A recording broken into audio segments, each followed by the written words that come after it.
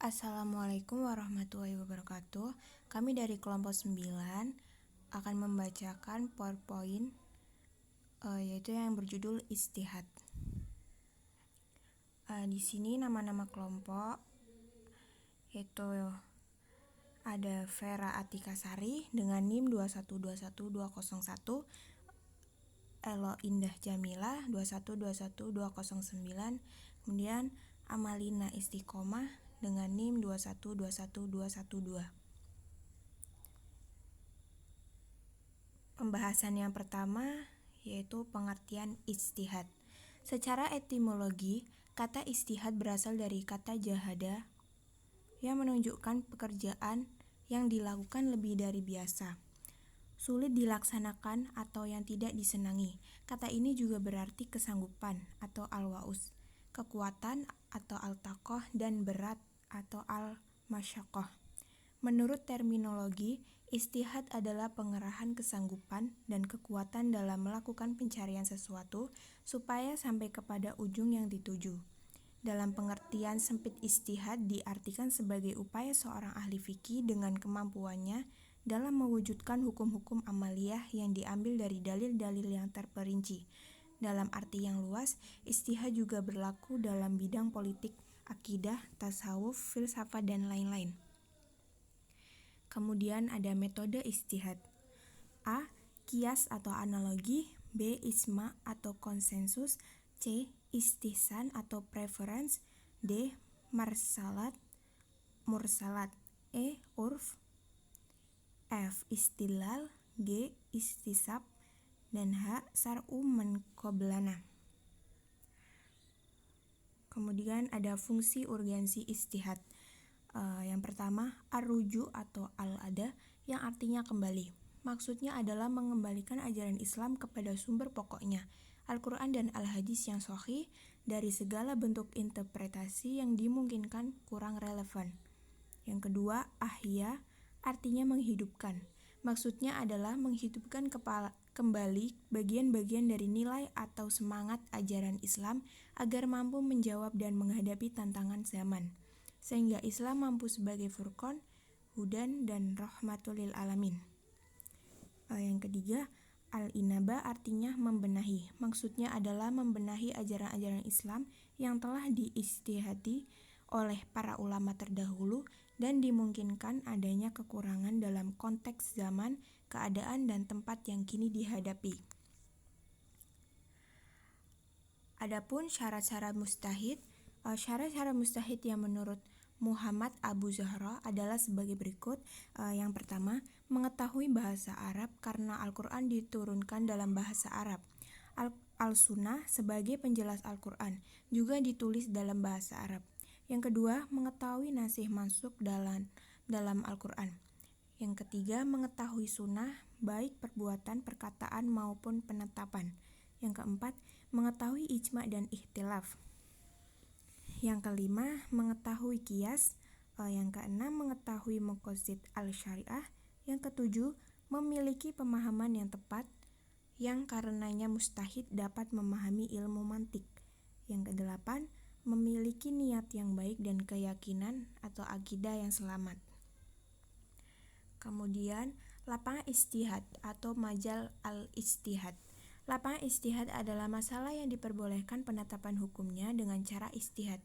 Menurut Abu Hamid Muhammad Al-Ghazali, lapangan ijtihad adalah setiap hukum syara' yang tidak memiliki dalil qat'i.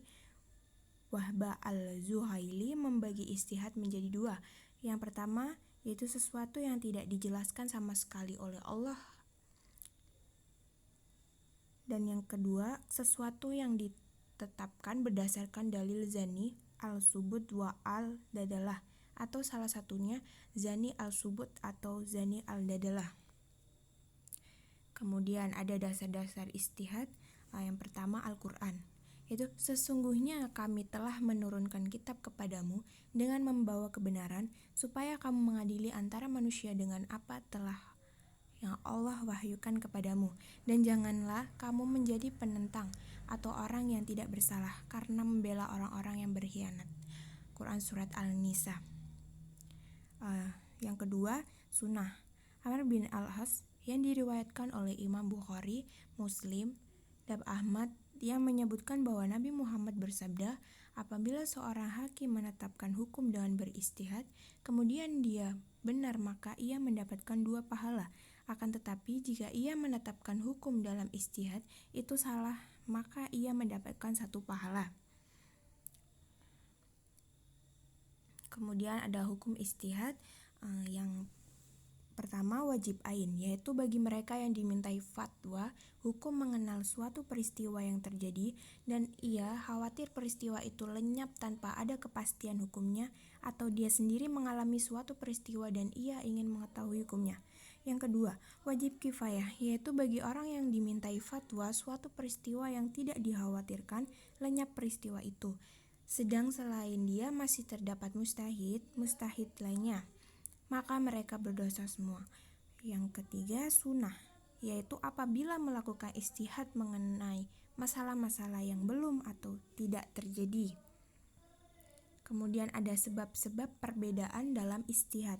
Yang pertama, perbedaan dalam memahami dan mengartikan kata dalam Al-Quran dan hadis. Yang kedua, berbeda tanggapan ulama terhadap hadis. Yang ketiga, berbeda dalam menanggapi kaidah-kaidah usul. Yang keempat, berbeda cara menyelesaikan apabila ada pertentangan antar dalil. Dan yang kelima, berbeda dalam menetapkan dalil yang sifatnya ijtihad. Kemudian yang terakhir, kedudukan ijtihad. Setiap muslim pada dasarnya diharuskan untuk beristihad pada semua bidang hukum syariah, asalkan dia mempunyai kriteria dan syarat sebagai seorang mujtahid. Para ulama membagi hukum melakukan istihad dengan 3 bagian, yaitu yang pertama wajib ain, wajib kifayah, dan sunnah. Ketiga hukum tersebut sebenarnya telah menggambarkan ajaran istihad, karena dengan istihad dapat mendinamisir hukum Islam dan mengoreksi kekeliruan dan kekhilafan dari istihad yang lalu. Lebih lanjut, istihad merupakan pembaruan hukum Islam. Hal itu pernah dinyatakan oleh ilmu hajib bahwa istihad harus merujuk pada aspek-aspek pembaruan terhadap masalah yang belum pernah disinggung oleh ulama pendahulu. Sedang untuk masalah yang sudah diistihadi pada masa lalu tidak perlu diperbaharui, sebab hal itu akan dikhawatirkan menjadikan aktivitas yang sia-sia yang hasil istihadnya sama dengan istihad yang lama. Mungkin cukup sekian penjelasan dari kelompok kami. Terima kasih. Wassalamualaikum warahmatullahi wabarakatuh.